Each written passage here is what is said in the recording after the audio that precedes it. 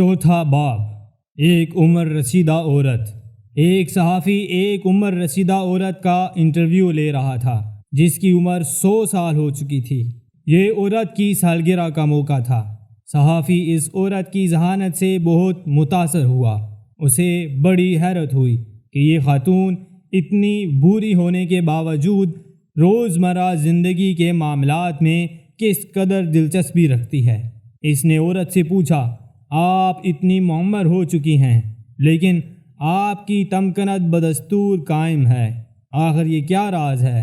Muammar औरत ने जवाब दिया, मुझे यकीन है कि अगर लोग मामूली बातों पर बेजा तरीके से परेशान होना छोड़ दें और ख़ुद को हल्कान ना करें तो वो अपनी उम्र से दुगनी ज़िंदगी गुजार सकते हैं।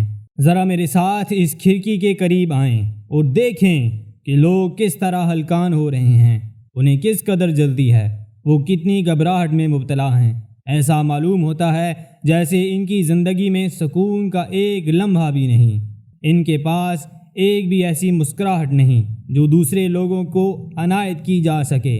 जब आप मेरी उम्र को पहुँचेंगे तो आपको महसूस होगा कि ज़िंदगी के मसाइल वक्त गुज़रने के साथ साथ खुद ब खुद हल हो जाते हैं। हम इन चीज़ों के हसूल के लिए परेशान रहते हैं और ये सोचते हैं कि इन चीज़ों को हासिल करना हमारी ज़िंदगी का अव्वलीन मकसद है। जब वो चीज़ें हमें हासिल हो जाती हैं तो हमें पता चलता है कि ये चीज़ इस काबिल नहीं थी कि इनके लिए इतनी ज़्यादा जद्दोजहद की जाती। और मुसर्रत और तवील उम्र का राज। इस उम्र रसीदा औरत ने बिल्कुल दुरुस्त कहा है। अक्सर लोग मुसलसल इज़्तिराब का शिकार रहते हैं। अगर वो इस ज़हनी तनाव पर काबू पा लें जो उन्हें कारज़ारे हयात में दीवाना दार इधर से उधर भागने पर मजबूर करता है तो यकीनन वो अपनी उम्र से दुगनी ज़िंदगी गुजार सकते हैं। अक्सर लोग दुनियावी मकासद में इस कदर उलझे होते हैं कि अगर उन दुनियावी मकासद के हुसूल में उन्हें ज़रा सी भी दुश्वारी पेश आए तो उनका दिल डूबने लगता है या फिर खून का दबाव बेइंतहा बढ़ जाता है। याद रखिए कि मुसलसल ज़हनी तनाव आपको चिड़चिड़ा बना देगा। इस मुसलसल इज़्तिराब की वजह से आपकी शख्सियत में वो ठहराव बरकरार नहीं रहेगा जो लोगों से ताल्लुकात को बरकरार रखने और खुशगवार बनाने के लिए ज़रूरी होता है। मेल मिलाप एक अज़ियत। जब हमें ज़िंदगी में कोई ऐसा काम करना पड़ता है जो हमें नाखुशगवार महसूस होता है तो हम इस नाखुशगवार काम को सरअंजाम देने के लिए अपनी तमाम एसाबी तवानाई को जमा करते हैं और इस मकसद के लिए ख़ुद पर काफ़ी दबाव डालना पड़ता है। फ़र्ज़ करें डॉक्टर आपका दांत भर रहा है। आपको मालूम है कि दांत भरने के दौरान शदीद तकलीफ़ का सामना करना पड़ेगा, चुनांचे आप इस तकलीफ़ को बर्दाश्त करने के लिए ख़ुद को तैयार कर लेते हैं। आप कुर्सी के बाजू को मजबूती से पकड़ लेते हैं और अपने तमाम जिस्म को अकड़ा लेते हैं ताकि आप तकलीफ़ बर्दाश्त कर सकें।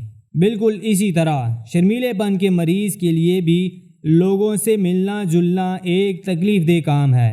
जो ही ऐसा शख्स किसी से बातचीत करना शुरू करता है इसकी जिस्मानी हालत में तब्दीली पैदा होना शुरू हो जाती है।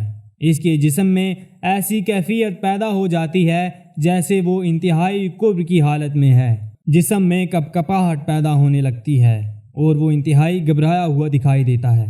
चुनांचे ऐसा शख्स जब बातचीत करने की कोशिश करता है तो उससे अपनी आवाज़ भी नहीं पहचानी जाती। वो दूसरे आदमी की बात पर तवज्जो नहीं दे सकते और इसकी समझ में कुछ नहीं आता कि दूसरा क्या कह रहा है। चुनांचे एहसास कमतरी और शर्मीलेपन के मरीज़ का हुलिया बिगड़ जाता है। ना तो इससे बात होती है और ना अपनी जिस्मानी हरकत पर इसका काबू रहता है। चुनांचे बेतुके अंदाज से इधर उधर हिलता है। वो कई बार पहलू बदलता है और अपने हाथ पाँव को बेढंगे तरीके से इधर उधर हिलाता है।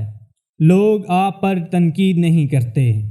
शर्मीले आदमी को ये याद रखना चाहिए कि बातचीत के दौरान लोगों की तवज्जो इसकी वजूद की तरफ नहीं होती और ना ही वो तनकीदी नज़र से उसकी शख्सियत का जायज़ा ले रहे होते हैं। लेकिन शर्मीले आदमी को ये महसूस होता है कि दूसरे लोग उसका जायज़ा ले रहे हैं। वजह यही होती है کہ اس کی اپنی توجہ ہمیشہ اپنے وجود کی طرف ہوتی ہے۔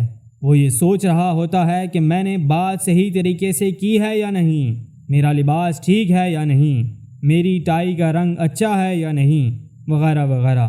شرمیلا آدمی چونکہ خود اپنا جائزہ لینے میں مصروف ہوتا ہے، لہٰذا اسے یوں محسوس ہوتا ہے جیسے دوسرے لوگ بھی اس کی ہر چیز کا تنقیدی نگاہ سے جائزہ لے رہے ہیں، حالانکہ یہ محض اس کا اپنا وہم ہوتا ہے۔ لوگ آپ سے گریز کرنے لگیں گے۔ یاد رکھیے کہ لوگ زیادہ سوچ بچار کے عادی نہیں ہوتے، وہ ہلکی پھلکی زندگی گزارنا چاہتے ہیں، وہ زیادہ سنجیدگی اختیار کرنے سے گریز کرتے ہیں، وہ چاہتے ہیں کہ زندگی ہنسی خوشی گزرے۔ اگر آپ ہر وقت گھبرائے ہوئے اور پریشان حال دکھائی دیں گے تو وہ آپ سے گریز کرنے لگیں گے، اس لیے نہیں کہ وہ آپ کو ناپسند کرتے ہیں، بلکہ اس لیے کہ آپ ان کی ہنسی خوشی سے گزرنے والی زندگی میں اپنی الجھنوں کا زہر گھولنا چاہتے ہیں۔ آپ کی الجھنیں اور گھبراہٹ ان پر بھی اثر انداز ہوتی ہے اور ان کی خوشگوار زندگی میں خلل پڑتا ہے۔ بات چیت کا انداز۔ اپنی آواز کو بہتر بنانے کا ایک آسان طریقہ یہ ہے کہ آپ تنہائی میں کوئی اخبار وغیرہ بلند آواز سے پڑھیں۔ اس مشق کے لیے آپ روزانہ 5 منٹ وقت کر لیں۔ یہ کوشش کریں کہ آپ کی آواز بالکل فطری محسوس ہو۔ آواز نہ تو زیادہ بلند ہو اور نہ زیادہ مدھم، یعنی آواز میں اونچ نیچ نہیں ہونی چاہیے اور ایک ہی سطح پر برقرار رہنا چاہیے۔ جب آپ لوگوں کے ساتھ بات چیت کریں تو طویل اور پیچیدہ جملے استعمال نہ کریں۔ یاد رکھیں کہ آپ صرف بات چیت کر رہے ہیں، اسٹیج پر کھڑے ہو کر تقریر نہیں کر رہے۔ چنانچہ شروع میں اگر محفل میں آپ کو معمولی بات چیت کا موقع ملے تب بھی مطمئن رہیں۔ لوگوں سے حقیقی دلچسپی۔ اگر آپ کو دوسرے لوگوں سے حقیقی دلچسپی پیدا ہو جائے اور آپ ان کی باتیں دلچسپی سے سننے لگیں گے تو یقین کریں آپ خود کو بالکل بھول جائیں گے اور آپ کی شخصیت میں ذہنی تناؤ کی کوئی علامت ظاہر نہیں ہوگی۔ اگر آپ محفل میں دوسروں کی باتیں دلچسپی سے سنتے ہیں تو لوگ آپ کو گفتگو کا ماہر، چالاک یا حاضر دماغ تو نہیں کہیں گے، لیکن وہ آپ کو پسند کریں گے اور ان میں یہ خواہش پیدا ہوگی کہ آپ ان کے ساتھ رہیں اور ان کے دوست بن جائیں۔ وہ آپ کو اپنے دکھ سکھ کی ہر بات سنائیں گے۔ یاد رکھیں کہ دنیا میں ایسے لوگوں کی تعداد بہت ہی کم ہے جو اپنی کہانی سنانے کے بجائے دوسروں کی باتیں سنیں۔ یاد رکھیں دوسروں کی باتیں دلچسپی سے سننا ایک بہت بڑی خوبی ہے۔ جس شخص میں یہ خوبی ہو لوگ اسے پسند کرتے ہیں۔ یاد رکھنے کی باتیں۔ یہ نہ سوچیں کہ لوگ آپ کی شخصیت کا تنقیدی نظروں سے جائزہ لے رہے ہیں۔ لوگ ایسا ہرگز نہیں کرتے، یہ محض آپ کا اپنا وہم ہوتا ہے۔ آپ اپنے آپ کو یہ یاد دلاتے رہیں کہ محفل میں خوف زدہ ہونے کی کوئی ضرورت نہیں اور ہرگز خوف زدہ نہیں ہوں گا میں۔ اپنے پٹھوں اور اعضاء کو ایک ایک کر کے ڈھیلا چھوڑ دیں۔ اپنے جسم اور ذہن دونوں میں سکون کی کیفیت پیدا کریں۔